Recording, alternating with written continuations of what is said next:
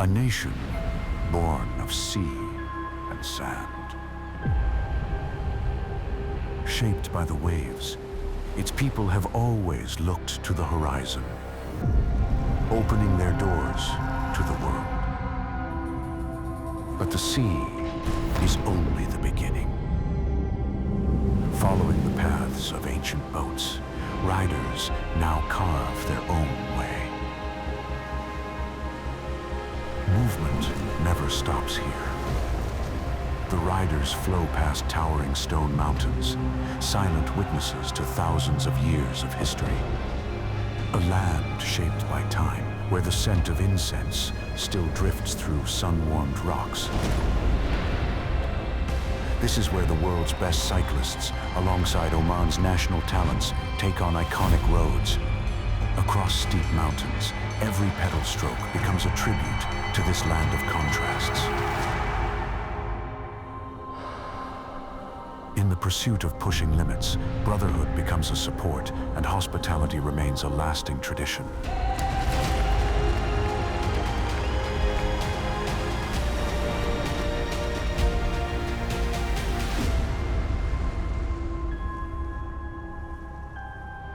Welcome to Oman. أهلا وسهلا بكم في عمان.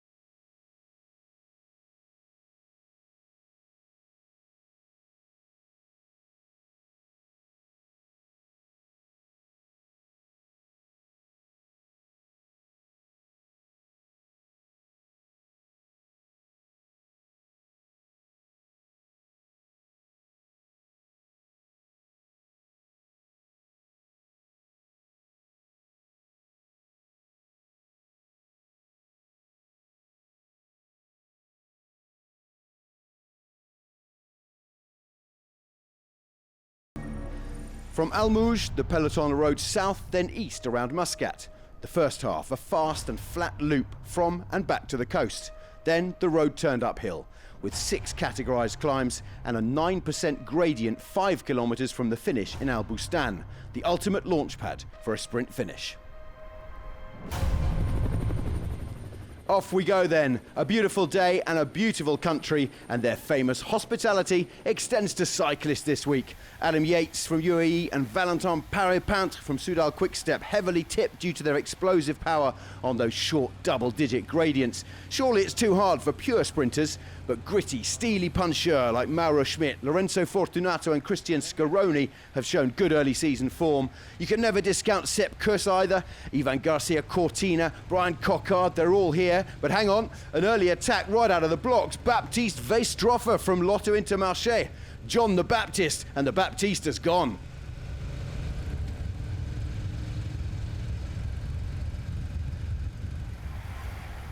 As predicted, the best part of the opening 100k of the 176.2 kilometre course were characterised by not much going on in the bunch.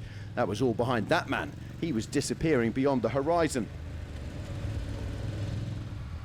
The move of the day was a solo one. Weisstroffer broke further and further away. But it was clear the real break would be his heartbreak. It's an impossible task for a lone rider to stay out in front alone for 176k and make it to the finish.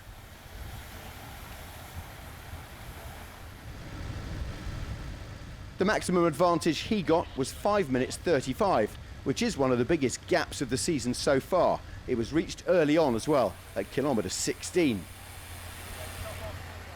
The gap was stabilised by Cofidis and Tudor Pro Cycling at the front of the peloton as the Omani national team enjoyed their day out, despite several riders being unable to keep up and abandoning early. At the midpoint, kilometre 92.7, cresting the Boucher Al Amarat climb, Vestroffer's lead was 4 minutes and 15 seconds. Cofidis took control at the front. With them, Soudal Quickstep and UAE Team Emirates XRG. They took responsibility at the front of the main bunch, maintaining a steady tempo along the coastal roads and ensuring the gap stayed within a manageable window before the hills. After that though, that gap came down quickly. The sun got brighter, as did the smiles, and it was all pretty relaxed out there. Oman has a history that stretches back for centuries. Its position on the Silk Road trading route meant it's always welcomed cultures and people from all over the globe, from east and from west. The story of Oman is a story of a culture built on unbelievable hospitality and beauty, and it was all on show today. There's always the potential for crosswinds across the Gulf of Oman, but the breeze remained light and it allowed the peloton to stay compact and calm. The first half of the race, as we saw on the route map, was largely flat and exposed, but as the race reached the 80-kilometre mark and began its turn inland towards the first categorised climb of Al Jabal Road, the gap began to drop significantly. By kilometre 88, the peloton had reduced the breakaways' lead to under 2 minutes, signalling the end of the calm phase. And it wasn't really a breakaway, just that man out on his own. Baptiste was maintaining an average speed of 43.1 kilometres an hour, despite the rising heat and a lack of support in the wind. The burden of the chase remained on Cofidis, who were riding for Brian Coquard, and also on Tudor Pro Cycling. Throughout this second quarter of the race, Adam Yates' team remained strictly in the second block of the peloton. They didn't contribute to the pacemaking.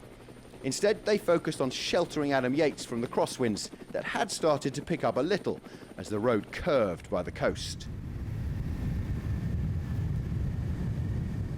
Verstoffier's lead was up to 5:10 again, and he maintained that average speed. But the burden of the chase remained on Cofidis, Tudor Pro Cycling, until UAE Emirates XRG got involved. Next to the forefront of our screens was XDS Astana. Christian Scaroni was their chosen rider, and they moved their entire train to the right-hand side of the peloton.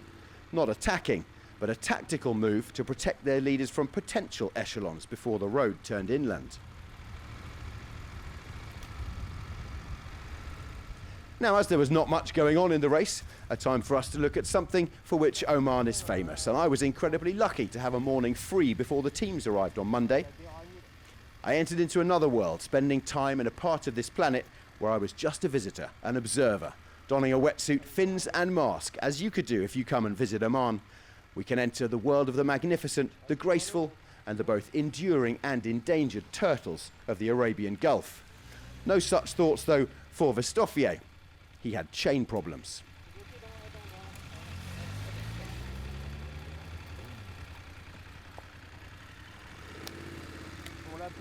Sea turtles, definitely one of many reasons to come and visit Oman.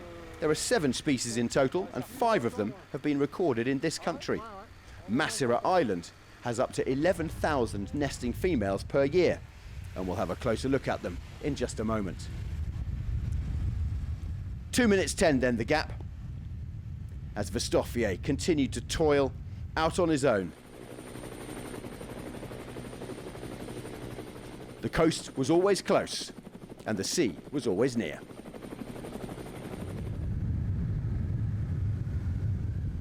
It got closer and closer as well at the head of the race for Baptiste Verstoffier. This was an extraordinary effort from a young man still chasing his first win since turning pro. Behind, though, the pace increased. The peloton started to stretch out, and Verstoffier started to feel it, as did his chain. Wasn't quite fixed yet. The first time up Al Jissa 1.1 kilometers, and really punishing gradients.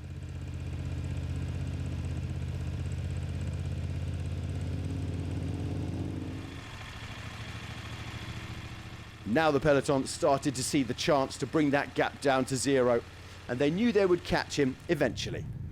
The question was, when would it happen? He was still out in front and still on his own.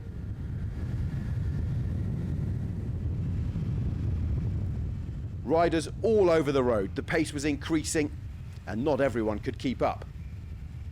Teams were shattered, riders individuals as opposed to riding as a collective. Verstoffier kept on going with encouragement from his sports directors and from the team cars. And the peloton did come back together to make sure they chased him down. This must have been a discouraging sight. Two sides of the same road, Verstoffier passing on the right and seeing the chasing pack getting closer and closer. Now the lactic acid was really starting to build in his muscles. Those quadriceps, those hamstrings, and those arms too, really beginning to burn. And yet, behind him, still the peloton came coming. Heads down, speed increasing, and it was just a formality.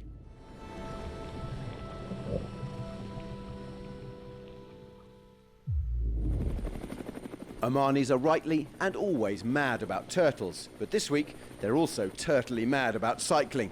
So back we go to the action. 26k to go and Verstoffer's gap was under 40 seconds. The muscles continued to scream, his head continued to pound, his legs continued to burn. The Frenchman knew that the moment was coming, and come it did. Through the city streets he kept going, and as Hambria approached, he could hear the engines of the race motorbikes getting closer and louder. Until, on the slopes of the penultimate climb, the peloton had him in their sights.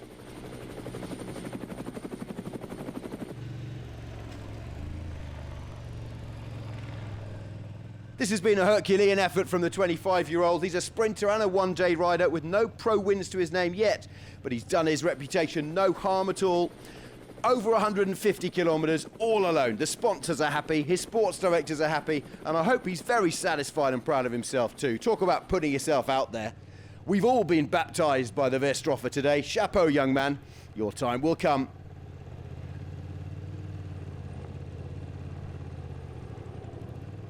Well, with Baptiste Verstoffer caught, the peloton is reduced to approximately 50 to 60 riders. Soudal Quickstep and XDS Astana took control at the front, setting a high, steady tempo through that second ascent of the Hambria climb. That prevented any counter-attacks and positioned their leaders for the final ramp. It was a really high pace at this point, and that caused a significant selection at the back. Some of the sprinters had survived the first half, people like Brian Coquard, but they were distanced here as the gradients went up. At kilometre 156, there was still quite a big group, but there was also still 10 kilometres to go before that decisive final climb of the day, the second ascent of Algisa. Remember too, from the profile, there was a very steep technical and potentially dangerous descent within the final few kilometres. Riders on the radio, as we saw skirmish after skirmish, attack after attack, but nothing was sticking, except the realisation that we had no idea how this would turn out. Movistar were up there, Tudor were there, Education First, Visma, Jayco, Soudal Quickstep, Cofidis, UnoX and UAE. Everybody getting dusty, dry and hot. Those bidons were very necessary indeed. Reaching the business end, the sharp end of the day. 20 kilometres came and 20 kilometres went. An average speed of 43 kilometres an hour as the race came towards its conclusion. And that 43k an hour had been pushed along by our lone man out at the front for almost the entire day. He wasn't there anymore though. as Astana and Uno X tried to push the pace. At the back, the group was shedding riders in 2s, in 3s and in 4s. The spectre of that last brutal test was in the minds of all. It was going to be 1.1k with a punishing 9.3 average gradient, a really cruel twist that would decide the fate of all these hopefuls. More attacks, more attempts, and none of them paid off. This was getting very tense indeed as we approached the very final stages of the Muscat Classic 2026.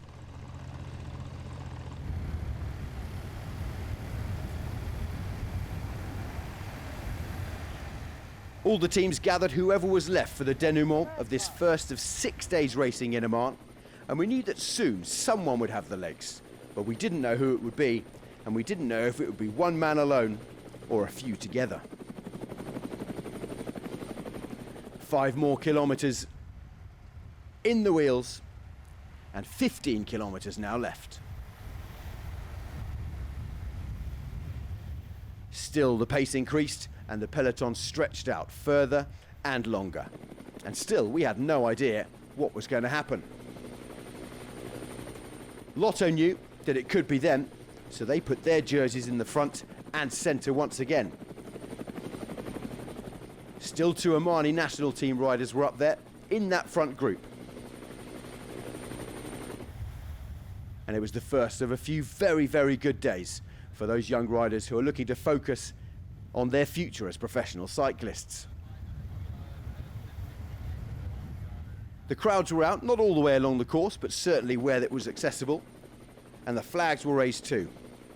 Still though, we had no idea whose arms would be raised come the finish line. Lotto Intermarché had been centre of your TV screens for most of the day, and here they were again. Then it was Soudal Quickstep's turn, hoping Valentin could paint the town red and blue. Tudor Pro Cycling came to the front, pulling for last year's winner Rick Plumier, hoping he could ruffle feathers again. But for poor Baptiste Verstoffer, he was out of the back, and understandably so. Plenty of TV time for the man who has already started and finished 4 races this year, despite it being just the beginning of February.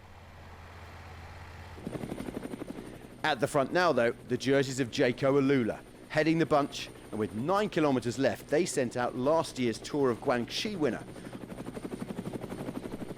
Off went Briton Paul Double at the double, but he soon found trouble as Juan Sebastian Molano and Ivan Garcia Cortina, 2 of the fancied names of the day, chased him down. At that point, the elastic looks like it might have snapped, but even this break came back.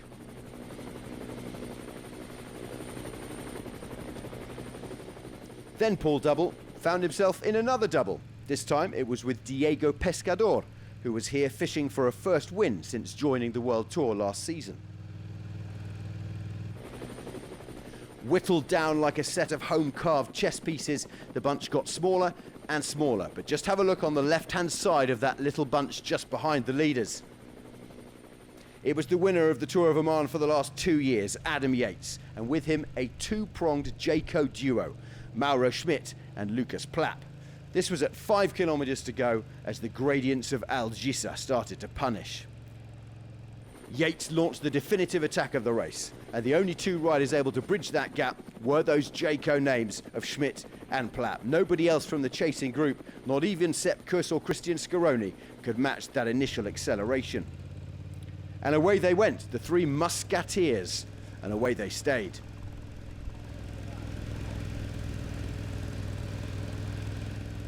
The trio crested Algisa with a 15-second advantage over a chasing group of about 12 riders. And during the fast, winding descent towards Al Bustan, Jaco Alula utilised that numerical superiority. Lucas Plapp took to the front, driving the pace, and ensured the chasers remained at bay. Mauro Schmidt sat in the second wheel, protecting his legs for the sprint. This was clearly something they had planned. Yates realised he was being boxed in by the Jaco pair, and he attempted 2 short kicks on the flat sections of the final 3K to break their rhythm. But those moves were covered easily. Into the final 500 metres, and Plapp continued to lead out the trio once he got past Adam Yates, who was desperately trying to get away. In the end, it was Schmidt, it was Yates, and it was Plapp. The finale was entirely straight after this left-hand bend. At this point, Plapp is sitting on the back wheel, with Schmidt forcing the pace at the front, trying to shake the UAE rider Adam Yates. But he wouldn't be shaken, as behind the peloton did start to catch the leading trio.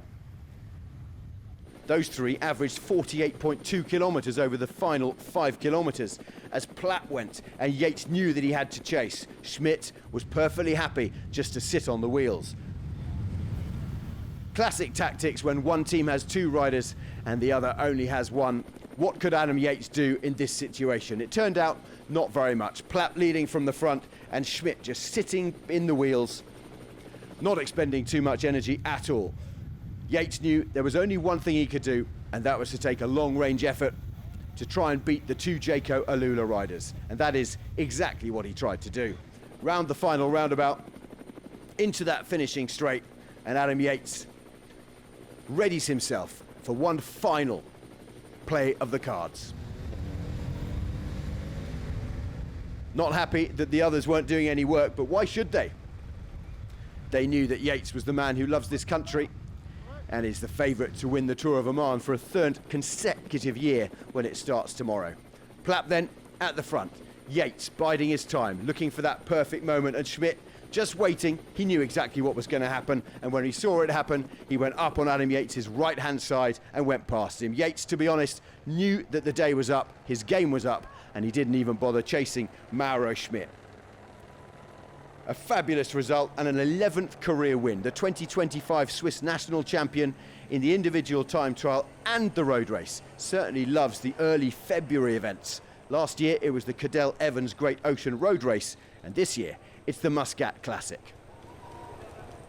The peloton wasn't far behind at all, but in truth those three were always going to take the victory. And Mauro Schmidt raised his arms, crossing the line in front of the crowds in Muscat. The Omani capital has a new captain. This is the dream scenario, and apparently it was planned. I'm rooming here with Plappy, and since coming from Australia, we were looking at the finals from the last couple of years, and we pretty much planned it exactly like it happened. So I think went pretty perfect in the end. Have a great shape, but yeah, in the end, winning bike races is something else. So I think to be able to win is extremely nice.